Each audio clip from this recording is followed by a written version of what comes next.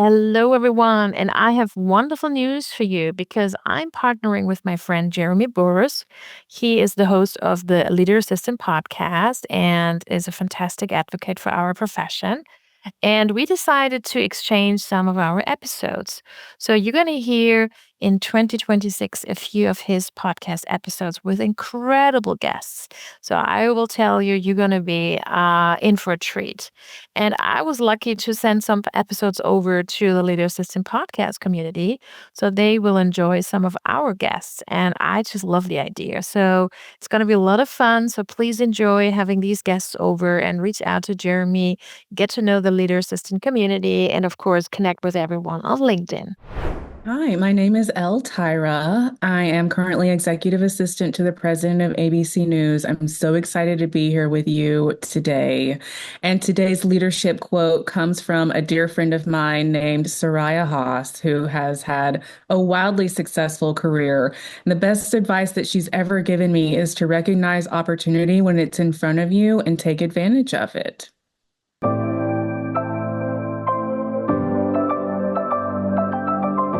The Leader Assistant podcast exists to encourage and challenge assistants to become confident, game-changing leader assistants.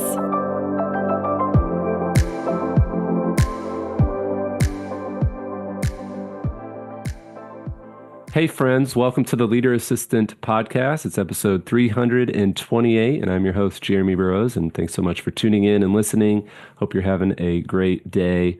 Today, I'm excited to be speaking with Elle Tyra. Elle is the executive assistant to the president of ABC News, and we're going to talk a little bit about her career, her passion for the executive assistant community. And Elle, thanks so much for joining. Thank you for having me. This is so exciting. It's a pleasure. Yeah, what part of the world are you joining us from? I'm currently in New York City. So if you hear any noise at any point, it is because the city is very alive and, ruckus. But yeah, I've been in New York for about 11 years now, and I'm originally from Columbus, Georgia. Okay, nice. And what do you like to do when you're not working? When I'm not working, I actually really love cooking. It's my newfound thing. I think I've cooked for a long time and always kind of known how, but now it's this place of escape that I really enjoy. So if you can't find me at work, I'm either asleep or in the kitchen. Nice. Nice. Or asleep in the kitchen? Has that ever Well, happened? hopefully not. Hopefully not. That's a fire hazard. Oh, that's great. So tell us about a little bit more about you personally. Do you have kids or pets or both? I don't currently have any of those. And I moved to New York for the art world, actually. I started studying art history in high school. I wanted to get my master's in history of art and the art market from Christie's. That's what brought me to New York. I became a sales assistant at an art gallery. And I was curious to transition that into EA work, and the rest is history. But if I'm not in the kitchen, I'm probably also consuming art somewhere. That's a huge passion of mine. And I think, honestly, also kind of informs the way that I think about things and sees the world. So you can't really separate me from my art background too much. Nice, nice. And tell us about your assistant career then. How did you said you kind of used that to transition to being an assistant. What made you want to be an assistant? I was kind of plucked into it. I waited tables forever, and I think that I saw similarities in serving others and serving one person solely.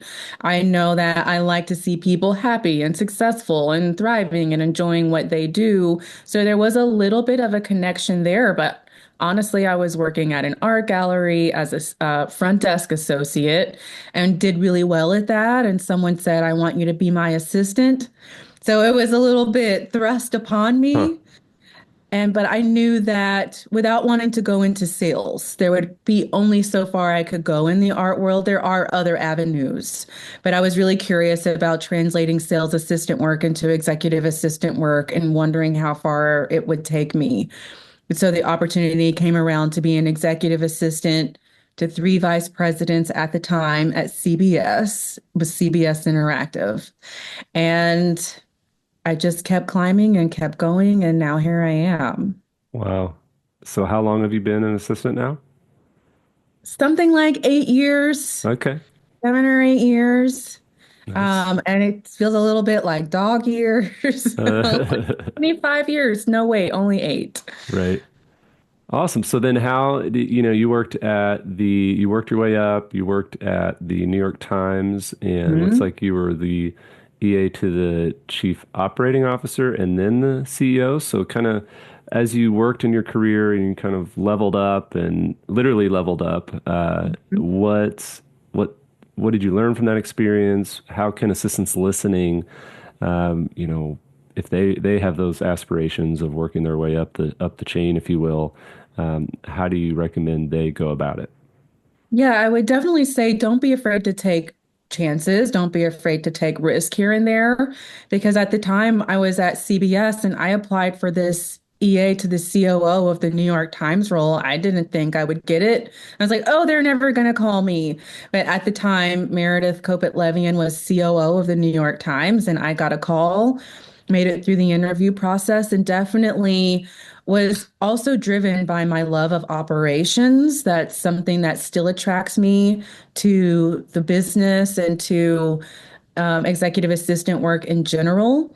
And so working for the COO did feel like a right fit. And I was just really attentive to her function and what was required of her and some of the knowledge that she was required to have, her leadership style, really diving into understanding what it was going to take to keep her afloat the best that I could. And then after about a year or so, maybe a little less, she made CEO.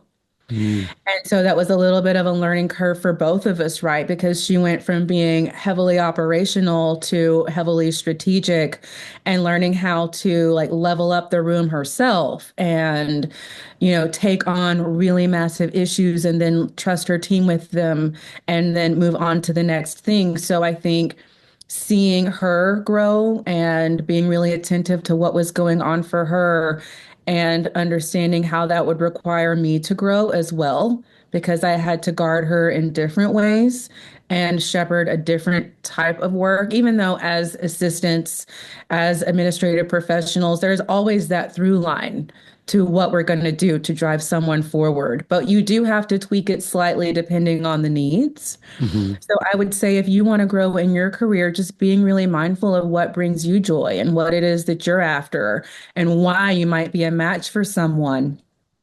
And then also being mindful at the same time to the nuances of each role and when you're supporting someone. And I think that'll take you really far because that experience, right, of having seen a different leader up close, having seen different leadership styles, what makes something successful or what makes something an area for growth, all of that is going to make you a better partner. Hmm.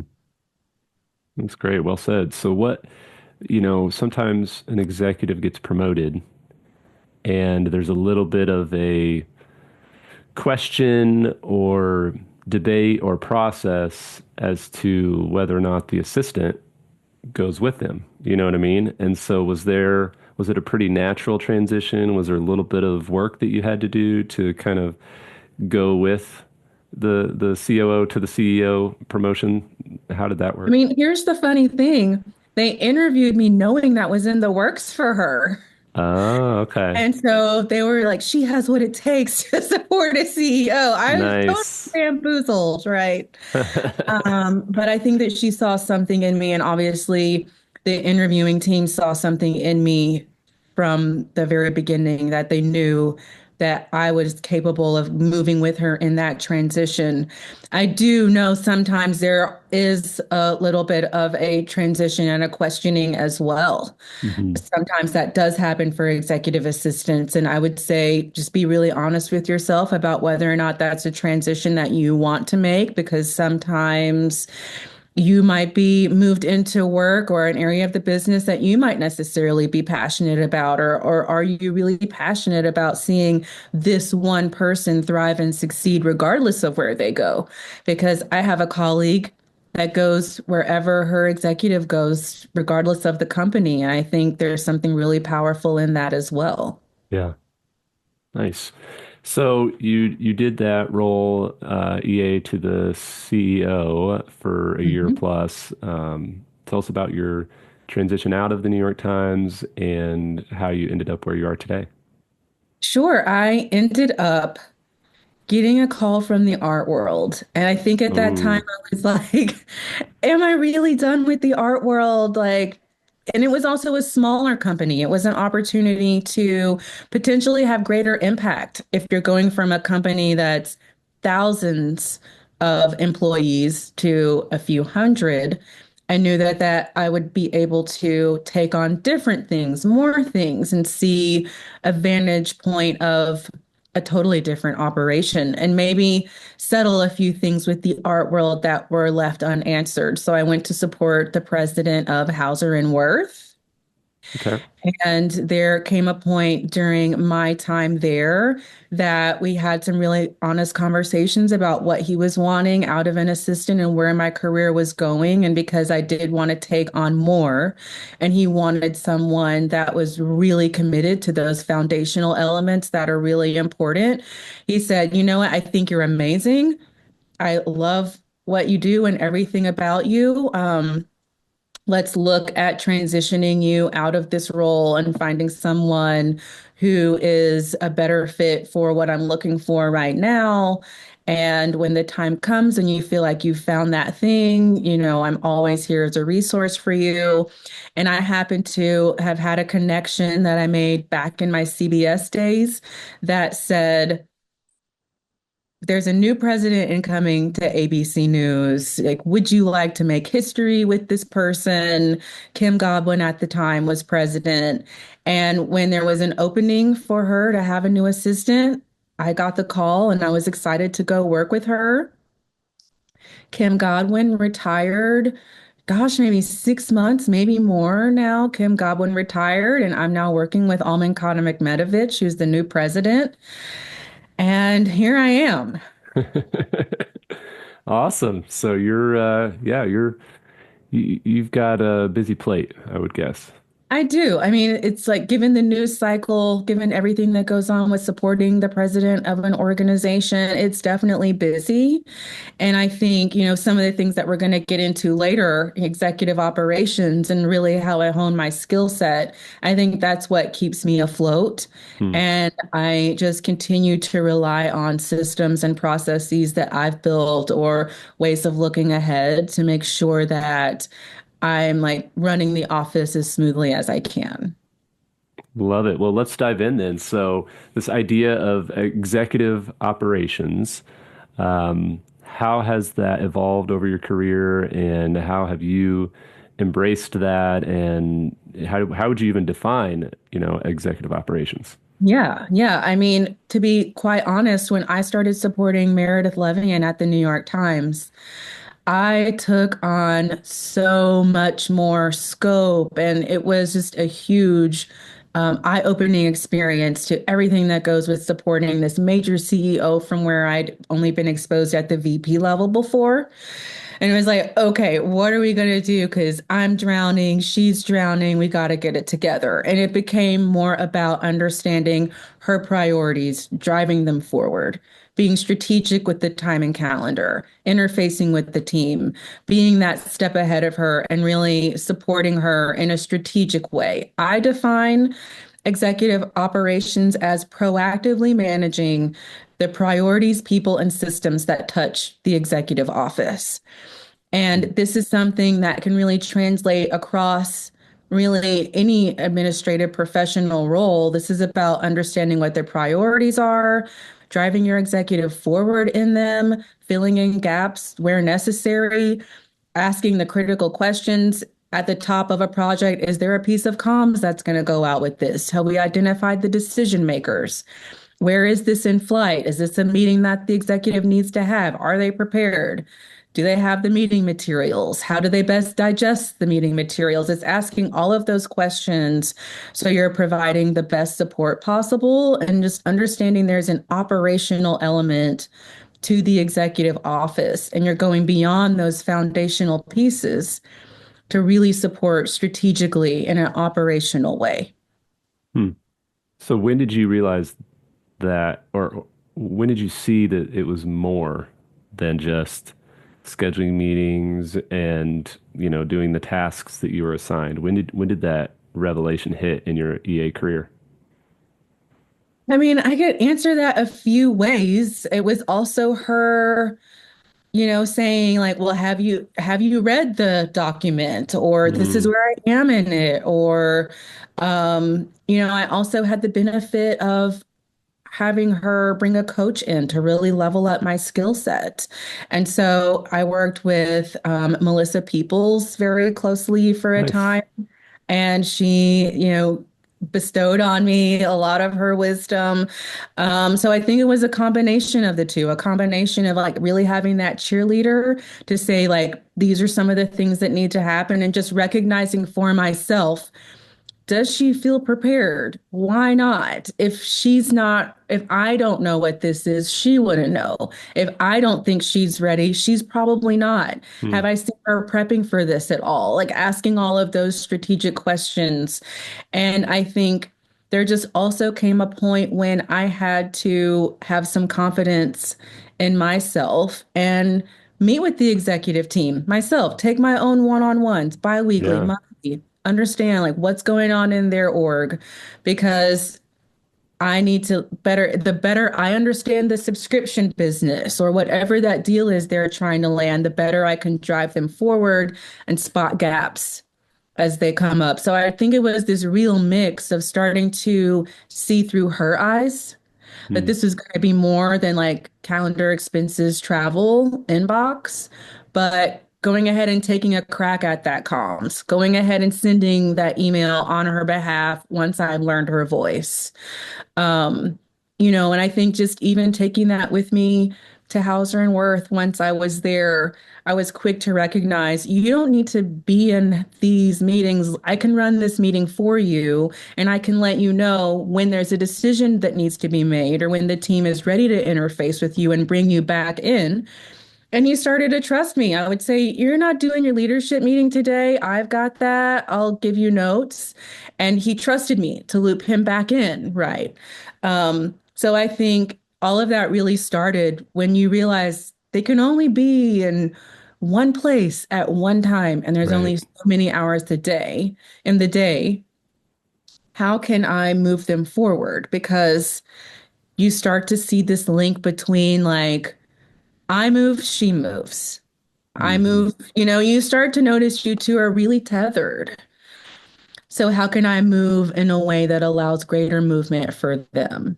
Yeah. I love that. And side note, Melissa Peoples is awesome. I had her on my podcast. It seems like forever ago now, as episode 13. So if you want Oh, to check out wow. that interview with Melissa, it's leaderassistant.com/13.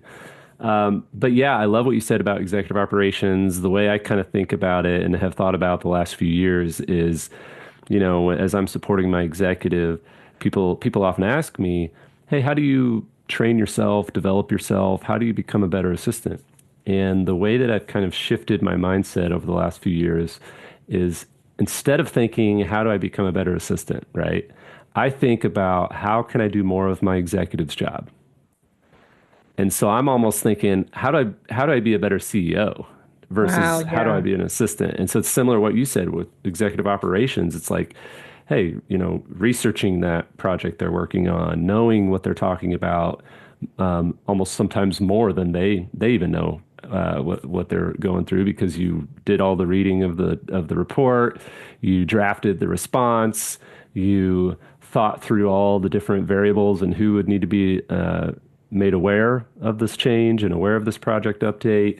And so, yeah, so you said it more eloquently than I could, but that's kind of my mindset of like, hey, you know what? I'm not trying to be a better assistant. I'm trying to be a better CEO, and I'm trying to Yeah. I help my mean, CEO do their job. that is absolutely so powerful when you start sitting in that executive chair yourself and you start thinking, well, what would I think if this were my day and I had this deadline coming up? What would I think if somebody sent me a 90-page deck that I'm clearly not going to have time to read if it's Yeah. not my style, or how would I feel if I know I like to absorb as much information as possible and all somebody sent me was 2 pages? Mm, The more that you start really thinking like this is my company too, the transition becomes really powerful. yeah. Yeah. Well said. Well, let's talk a little bit about the function as a leader within our Hmm. roles Hmm. and how, that another practical shift in our day to day and how we function as a leader, but then also the mindset of like seeing ourselves and assistants listening, seeing themselves as leaders. How have you done that in your career, and how would you encourage and bring out those leadership qualities in assistants? Absolutely. I think what has been so major for me is understanding that I want to be seen in my own right as an autonomous entity, obviously still integral and important to the executive and the executive office. But once you start understanding this is my career, that I'm moving forward, that I'm chasing, that I'm building, that I'm growing, how are you representing yourself? What is your executive presence? How do you want people to see you and understand you and interact with you?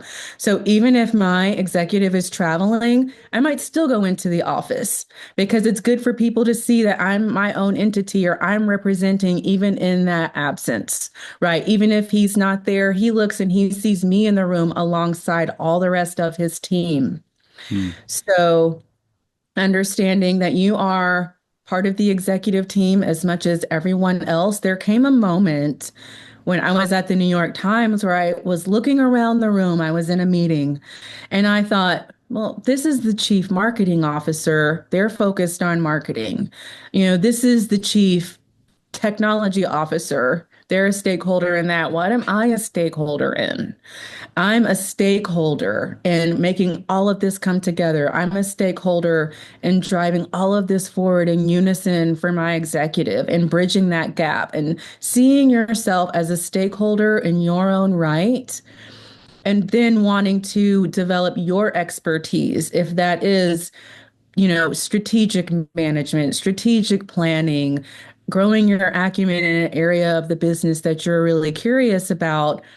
A lot of that really helped me to become a leader and see myself as a leader. I think once you kind of realize that a lot of people would love to be in your position or maybe not want to be in your position because it is a little higher than what they want. I hmm. mean, to be honest, I wasn't going for EA to the CEO and then I found myself there. Right. So at the time I was like, I didn't want this either. Um, but just kind of realizing that people are looking up to you and there is a leadership component to what you're doing and where you sit in the org. And even if you are sitting, 3 layers down from the CEO, you can still impact change. Understanding, like I said before, it's your career that you're driving forward, and you aren't just executive assistant and that's all. You're an executive assistant, and that's really important. And a lot of things wouldn't move forward without you, and you lead a lot of things. Hmm. That's great, Elle. Thank you so much for sharing your story and inspiring assistants of the world. Is there any final thoughts or last words that you want to share with assistants listening all over the world? I just want assistants to know that what you do is really important. And there can be times when you're like, if I send one more bottle of champagne, but just, but just don't forget to continue reaching, continue seeing yourself as integral, as important, as capable, and striving, and continue to come back to your why, what it is that gives you joy, and what your goals are, and just continue to reach and stretch. And the more that you do that, I think the further that you'll go, and the more you'll become a leader assistant. Incredible. Thank you so much again. Where's the best place for people to reach out if they want to say hi and connect? Well, first of all, thank you so much for having me. This has been so much fun. I've had so much fun talking to you. You're welcome to find me on LinkedIn. You're welcome to find me on Instagram if you want to see maybe what's going on in the art world around New York City. But just don't be shy. I'm happy to connect.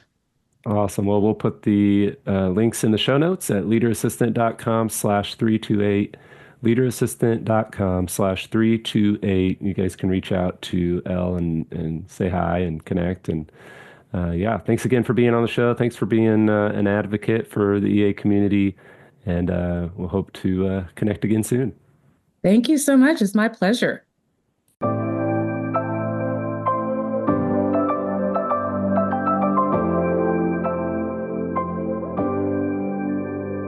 Please review on Apple Podcasts.